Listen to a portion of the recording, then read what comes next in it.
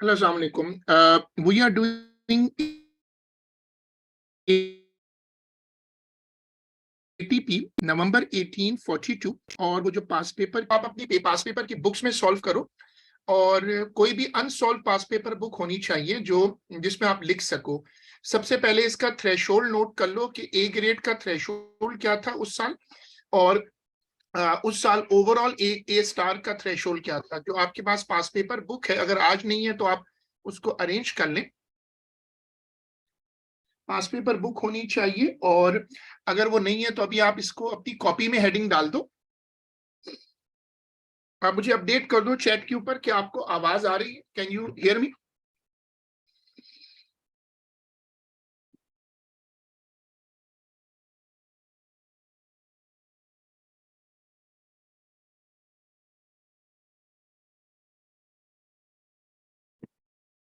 नवंबर 18, नवंबर 18 है और पेपर है 42।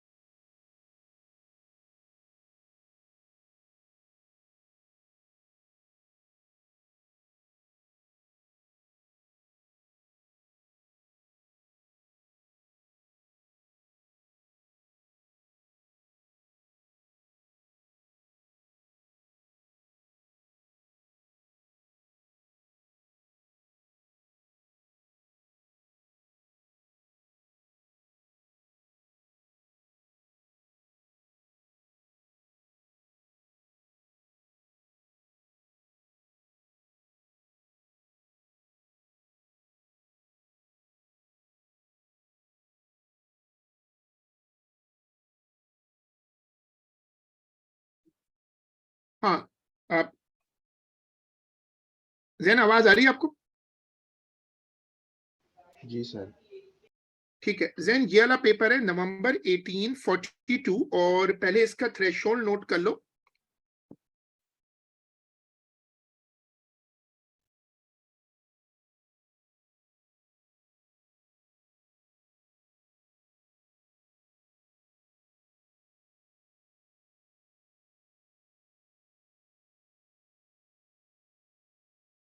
इसका थ्रेशोल्ड नोट कर लो, ये वाला पेपर शुरू कर लेते हैं।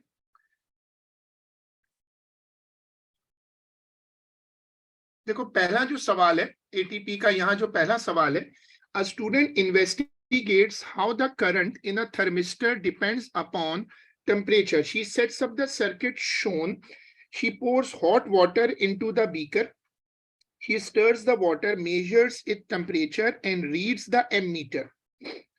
She records the values of temperature and current in the table. She repeats these readings at 10-degree interval as the water cools until the water reaches room temperature. She records all her readings in the table as shown. ठीक है, ये उसने table बनाया हुआ है। और एक इसमें रीडिंग जो है वो 40 वाली रीडिंग जो है वो रहती है। The figure shows the ammeter reading when the temperature of the water is 40. Please read the ammeter and record the missing value of current. तो ये ammeter को read करके दो, ये कितना है? ऐसा लग रहा है पॉइंट, ये दो दो पर एक है, 0.6 है, 0.7 है, 0.8 है। मुझे ऐसा लग रहा है ये 0.85 है। आप लोग बताओ कि इसकी रीडिंग कितनी लग रही है आपको?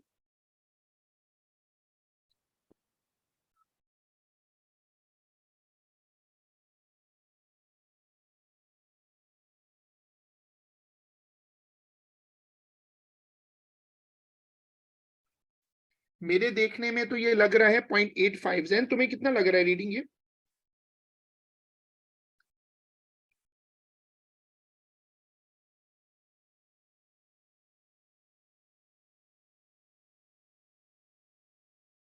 जैन तुम्हें आवाज आ रही है?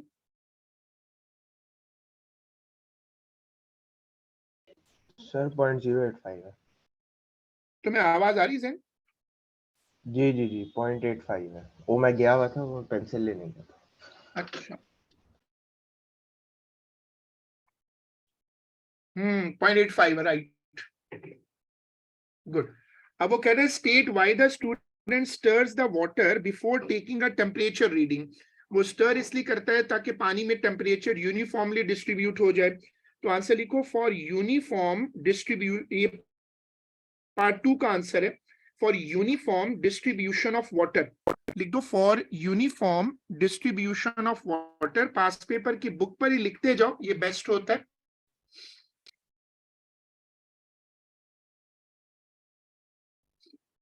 On figure 1.4, plot a graph of I on y-axis and theta on x-axis. Start both axes from the origin. Draw the smooth curve of best fit. चलो अब ये जो रीडिंग है ना, इसको वहां ले जाके रख देते हैं।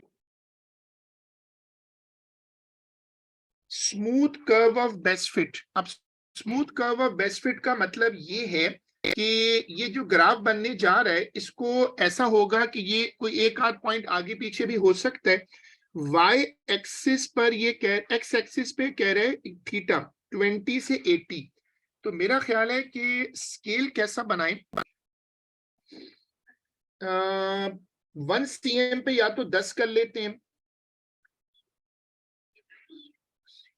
अच्छा उसे बहुत छोटा हो जाएगा, 10 20 30 40 50 60 70, हाँ 10 कर लेते हैं। 2 cm पे 10 कर लेते हैं।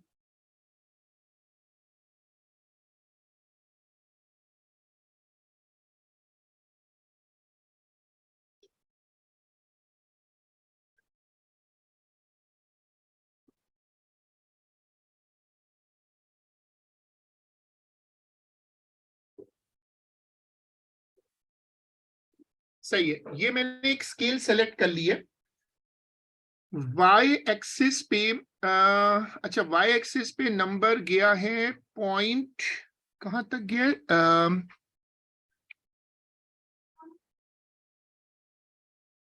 ये गया है 2.9 तक।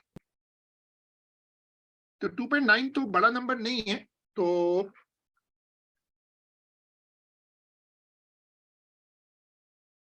ये ऐसा करते हैं कि इसमें यहां पर मैं ले लेता हूं 1, लेकिन इससे बहुत छोटा बन जाएगा, 3 पे खत्म हो जाएगा।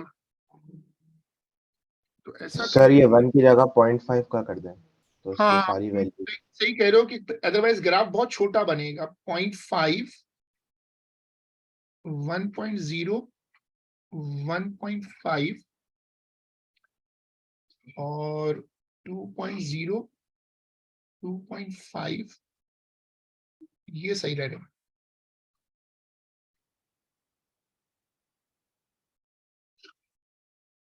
करंट है मिली एम्पियर में।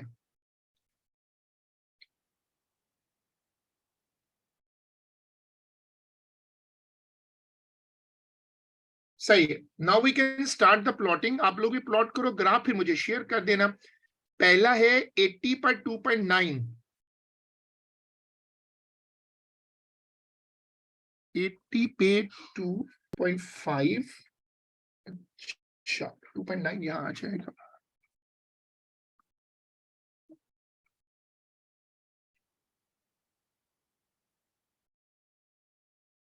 ऐसा आ रहा है क्योंकि दो दो डिवीजन पे एक नंबर आ रहे हैं ना। सही है। और फिर है 70 पे 2.3, 70 पे 2.2 आ गया, 2.1, 2.2, 2.3।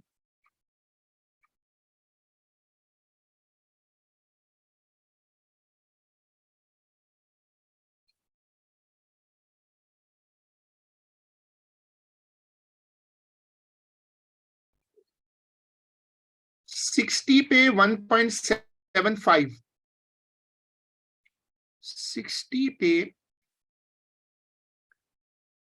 1.75, 1.5, 1.6, 1.7 और 1.75.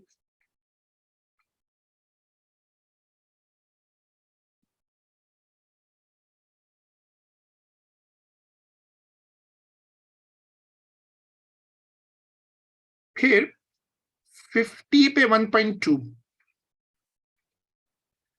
50 पे 1.2, 1.1, 1.2.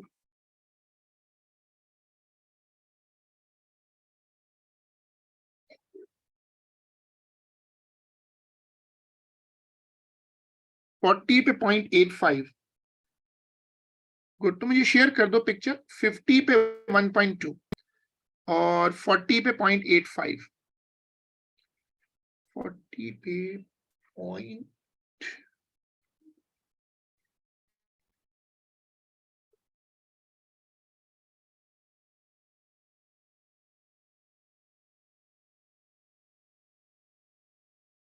थर्टी पे 0.6.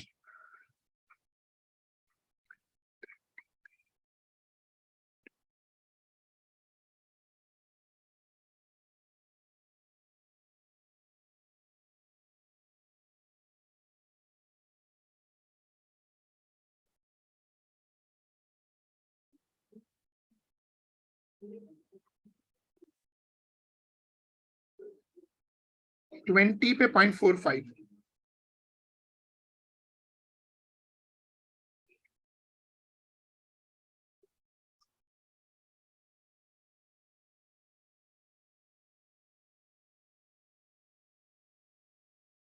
सही. अब ये तो हाँ से शेप तो आ रही है. तो इसमें सारे पॉइंट्स लाइन पर आ रहे हैं क्या?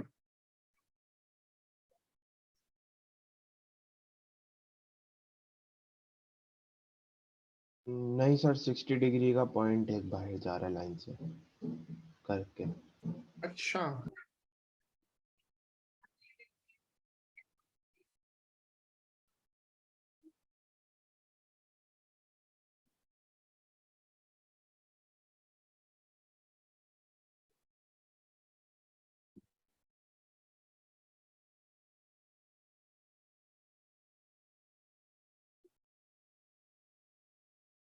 हाँ 60 वाला नहीं लाइन पे आ रहा.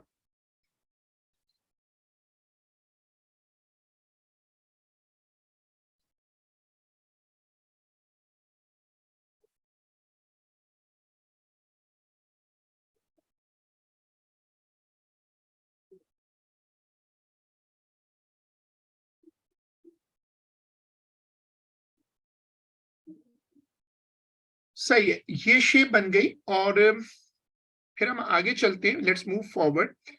Extend your curve to predict the current for the temperature of 0 degree. तो ऐसा करते हैं, इसको पीछे लाते हैं. और 0 डिग्री का मतलब क्या होगा? 0 डिग्री पे इसको ग्राउंड करते हैं.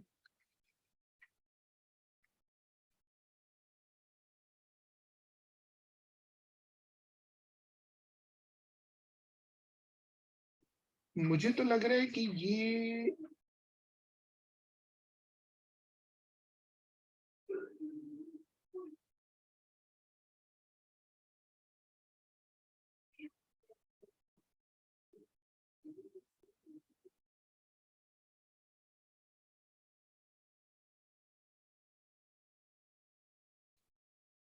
कोई 0.5 के करीब नंबर आ रहा है. 0.3 आ रहा है तुम्हारे पास. 0.1, 0.2. हाँ मेरे पास भी 0.3 से थोड़ा नीचे आ रहा है. मे बी कि मैंने इसको दोबारा देखता हूँ. इसकी शेप के अकॉर्डिंग हाँ तुम सही कह रहे हो, 0.3 के आसपास आना चाहिए. अकॉर्डिंग टू द शेप तो ऐसे ही आ रहा है.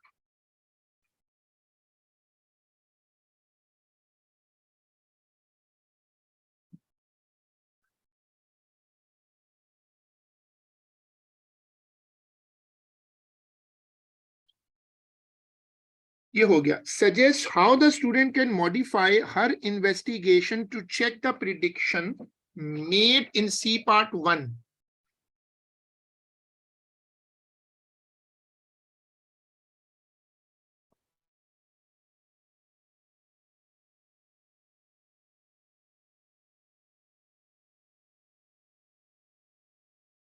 स्टूडेंट को चाहिए कि वो उसमें आइस डाल दे, जो आइस होती है जब वो आइस मेल्ट होगी तो टेम्परेचर 0 तक ले आएगी, डिफ्रीजर में भी रख सकती है वो, लेकिन उसे 0 से नीचे जाने का चांस होगा। तो वो कह रहे हैं स्टूडेंट क्या चेंज करे कि जो उसने अभी अप्रोक्सीमेशन की है वो कैलकुलेट हो सके। तो आप एग्जामिनर को बोलोगे कि वो क्या करे।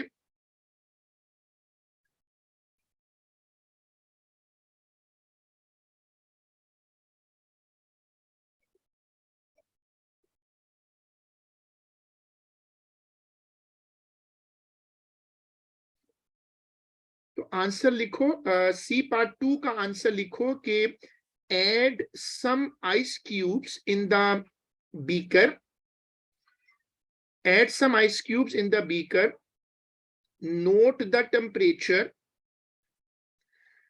note the temperature when it becomes 0, note the temperature when it becomes 0,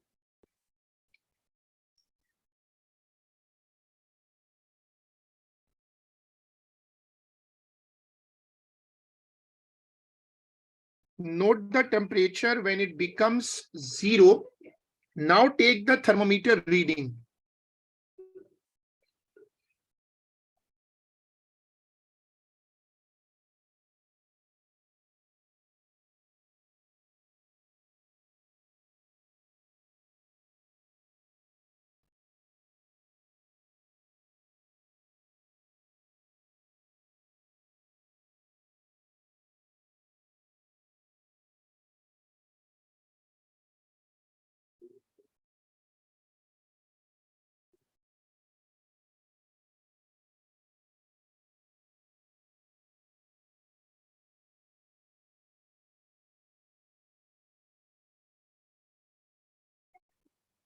अब देखो, use your graph to estimate the current when the temperature of water is 75 degree पे जाके रीडिंग ले लो। जो तुमने ग्राफ बनाया है उसमें 75 डिग्री जो है उस पे जाके रीडिंग ले लेते हैं।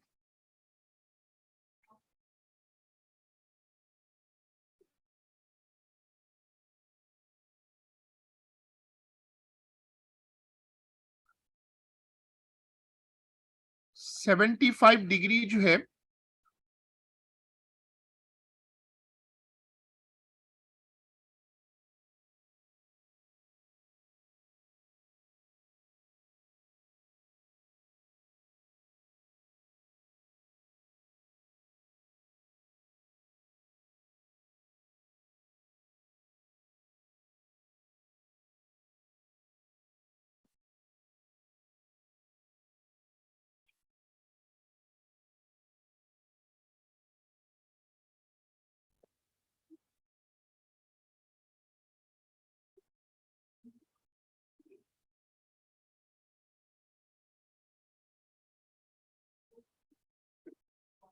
अब तुम बताओ कि इसमें मेरे पास जो आ रहा है वो 1.59 1.55 लग रहा है, 1.5678 1.95 का नंबर लग रहा है।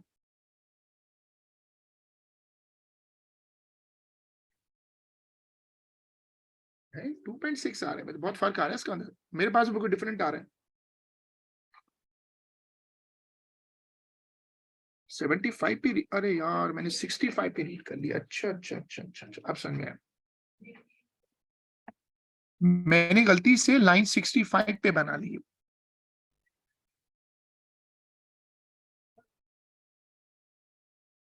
सही, लेकिन मेरा ये ग्राफ तो 75 तक तो पहुंच नहीं, तुमने आगे ग्राफ एक्सटेंड किया है क्या? 75 पे तो ग्राफ ही नहीं आ रहा। कौन सा पॉइंट मिस किया? अच्छा मैंने एक पॉइंट जोड़ा नहीं है, सही है सही है, आई गॉट इट।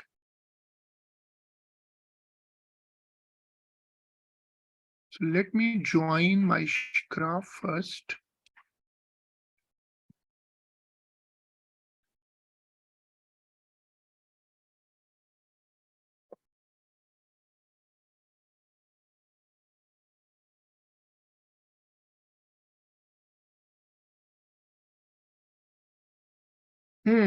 सही है।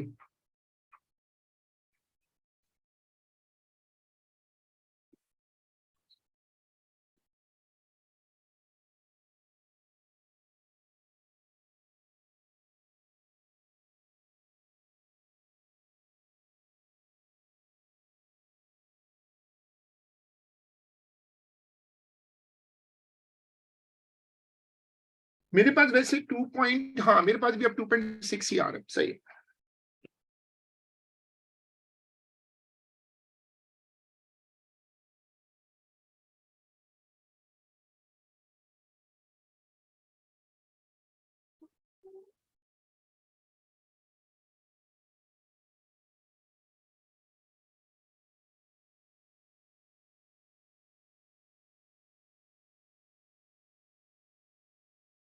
सही।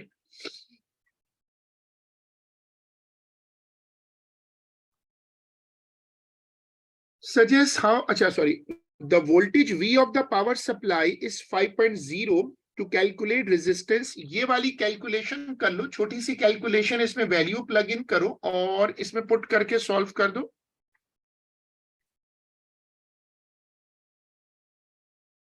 चूंकि मिली एम्पियर में है तो उसको फिर तुम कन्वर्ट कर लेना एम्पियर में।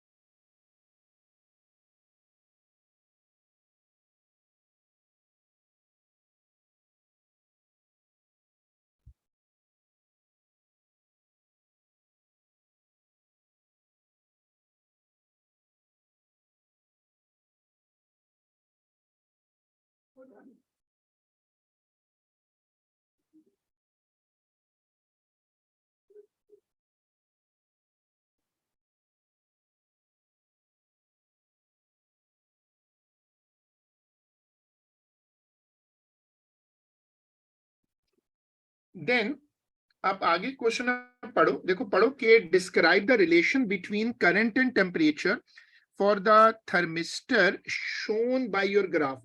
अगर टेम्परेचर बढ़ेगा, ग्राफ ये कह रहा है, ग्राफ ऊपर जा रहा है ना दोनों वैल्यूज में, ग्राफ ये कहता है कि जब टेम्परेचर बढ़ेगा तो करंट भी बढ़ेगा। Deduce the relation between resistance and temperature for the thermistor. जो अगर करंट बढ़ रहा है तो इसका मतलब है रेजिस्टेंस कम हो रही है। रेजिस्टेंस और करंट एक दूसरे को अपोज करते हैं।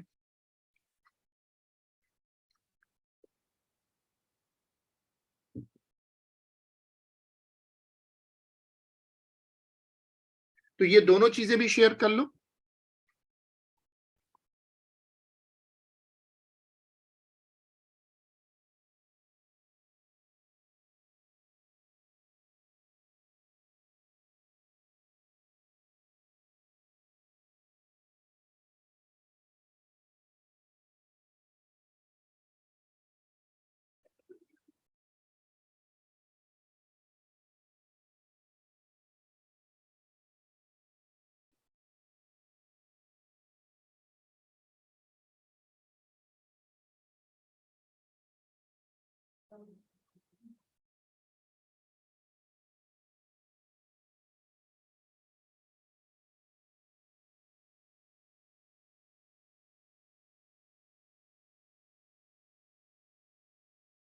चलो अब आगे चलते हैं।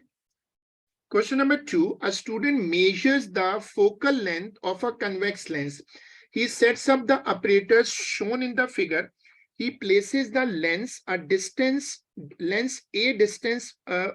from the illuminated object. He moves the screen until a sharp image of the object is formed on the screen. अब वो स्क्रीन पर कह रहे हैं शार्प इमेज बनेगा जब लेंस को आगे पीछे करेगा। अब इसमें सवाल में कह रहे हैं द डायग्राम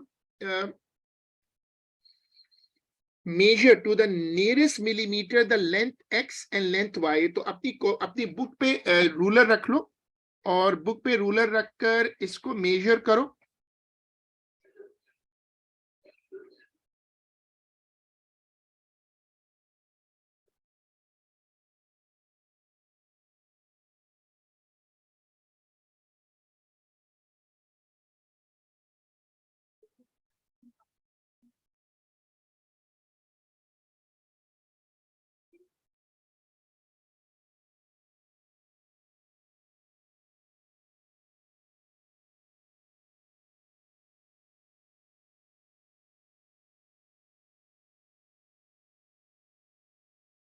इसकी रीडिंग देखना जैन, तुम्हारे पास अगर इसकी रीडिंग अप्रोक्सीमेट देखो कितनी आती है रूलर से. जाहिर है कि वो मार्किंग स्कीम से तो मैच करना मुश्किल है.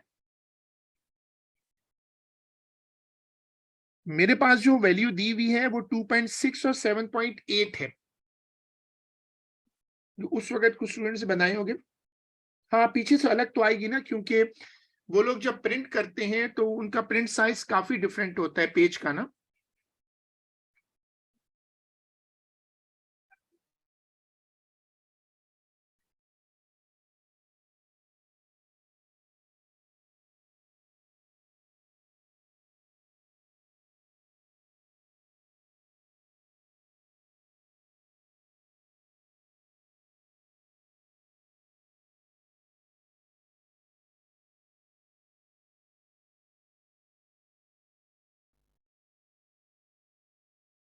सही है, वो हर एक के पास डिफरेंट ही आएगी क्योंकि प्रिंट साइज डिफरेंट होता है ना.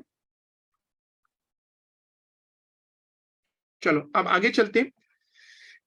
The diagram in the figure 2.1 is drawn 1/8 of the full size. तो अब वो कह रहे हैं distance u from the object to the lens and distance v from the image to the lens. तो तुम्हारा जो आंसर आया है, जो x है वो लेंस से ऑब्जेक्ट का इमेज का है डिस्टेंस, और जो दूसरा वाला है u, वो कह रहा है u निकालो और v, and the distance v from the image to the lens. ये u from the object to the lens, ये असल में जो x है वो u बना रहा है, and v from the image to the lens ये असल में कह रहा है y. तो वो जो डिस्टेंस पीछे आई है ना, उनको वो कह रहे हैं हमने 1/8 किया था, तो 1/8 किया था तो अब इंटू 8 कर दे, मतलब वो वापस स्केल रिवर्स कर देते हैं ना.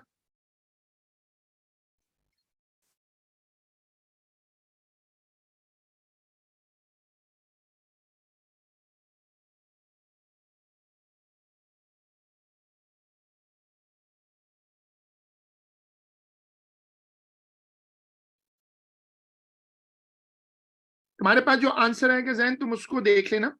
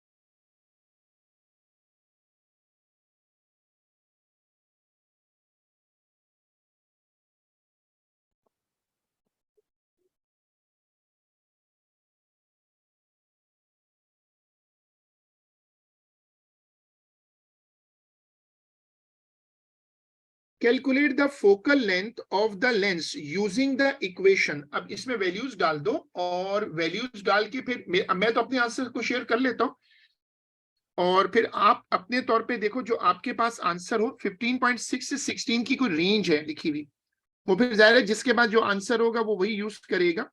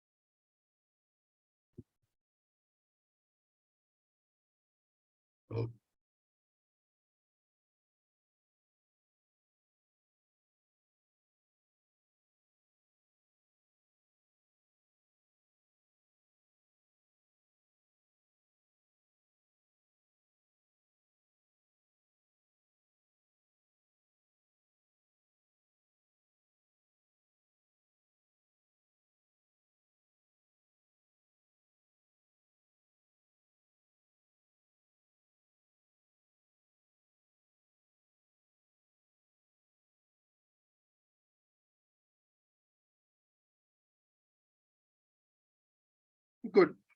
तो जैन तुम्हारा आंसर इस रेंज में आ रहा है क्या?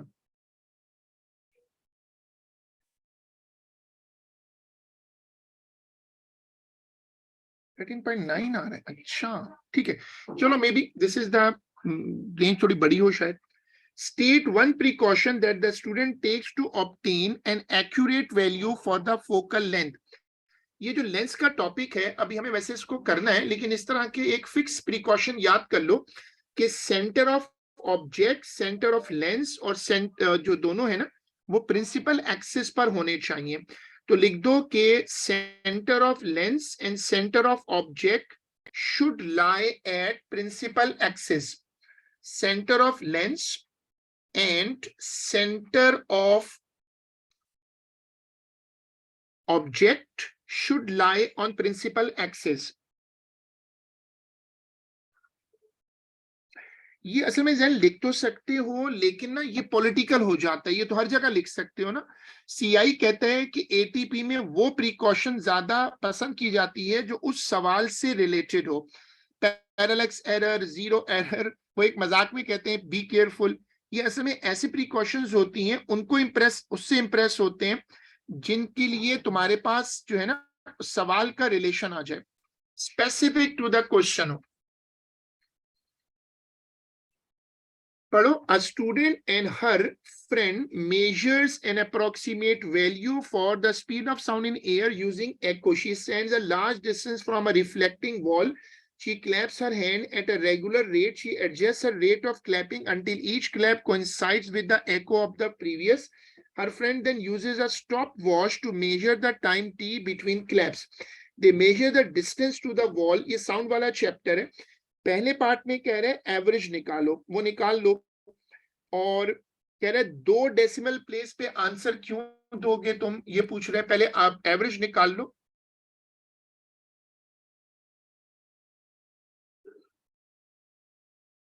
हाँ सही है, परफेक्ट। अब ये तो एवरेज आ गया। अब वो कह रहे हैं ये बताओ कि तुम अपने एवरेज को 2 डीपी पर क्यों राउंड कर रहे हो।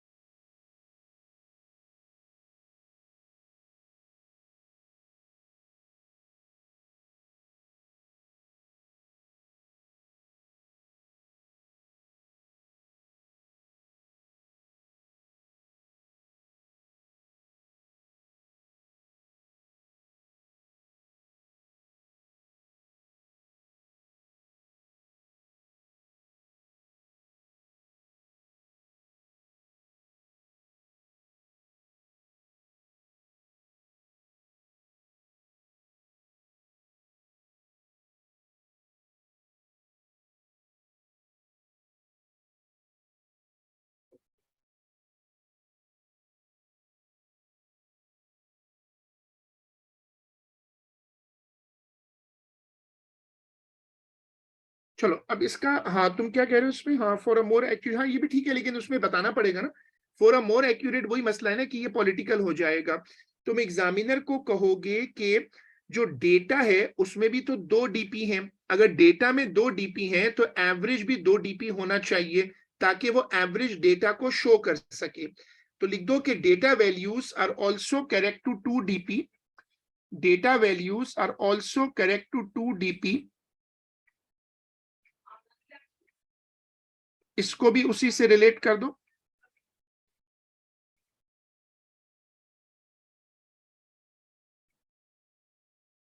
चलो अब आगे चलते हैं। The distance s from the student to the wall is 130।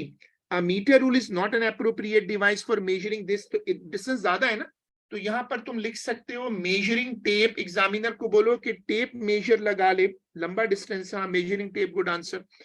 फिर उसके बाद स्पीड ऑफ साउंड कैलकुलेट कर लो, कैलकुलेशन कंपेयर कर लो।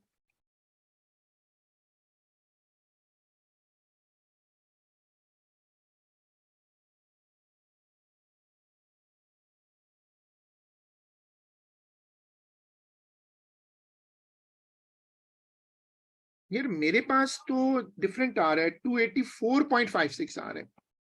वो 0.95, हाँ उससे फर्क आ रहा होगा 0.915 लेने से। हाँ सही है, ठीक है। Suggest one reason why the value for The speed of sound in air measured by this method is only approximate, क्योंकि wind speed interfere कर रही होगी। हाँ सही।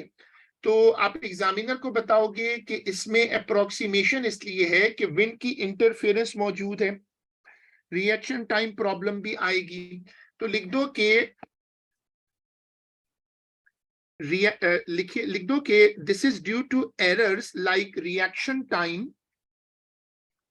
This is due to errors like reaction time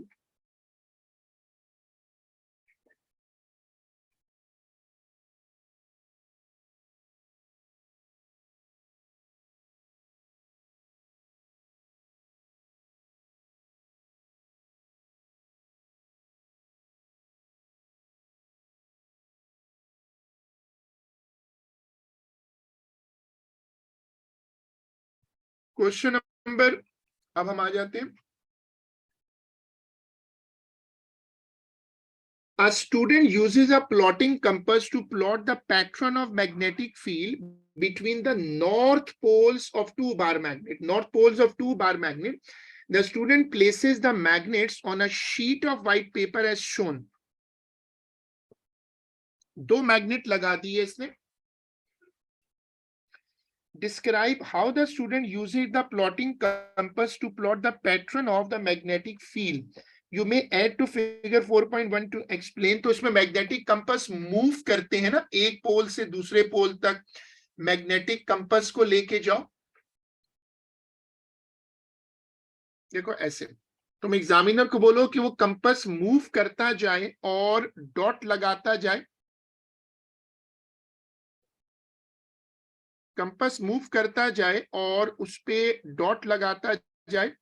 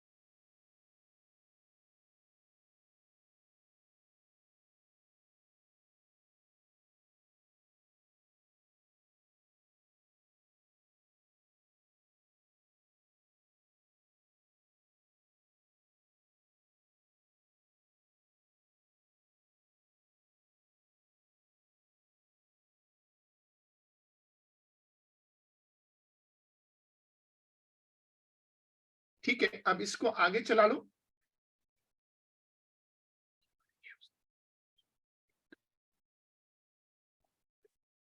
Describe how the student uses the plotting compass to plot the pattern. आप उसको बोलोगे कि वो कंपास रखे, जैसे आपने ऊपर बनाया ना, तो आप लिखो कि place the compass near one pole of a magnet. Place the compass near one pole of a magnet. Move the compass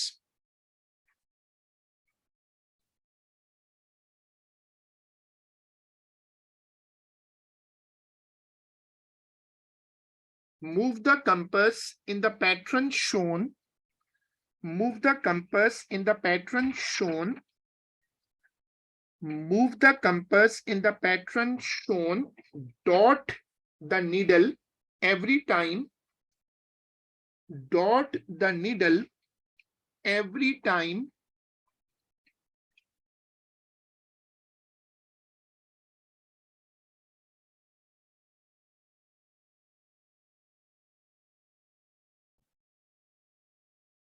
dot the needle every time, ठीक है।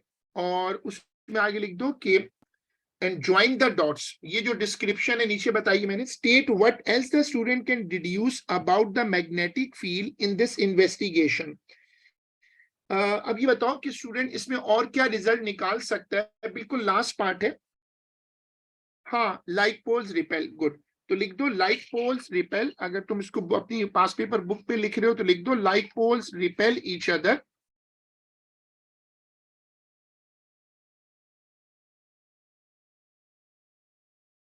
चलो इसको फिर यहीं तक रखते हैं, और ये पेपर कंप्लीट हो गया। हम इसको फिर इंशाल्लाह अगली क्लास में कंटिन्यू करेंगे। अल्लाह हाफिज।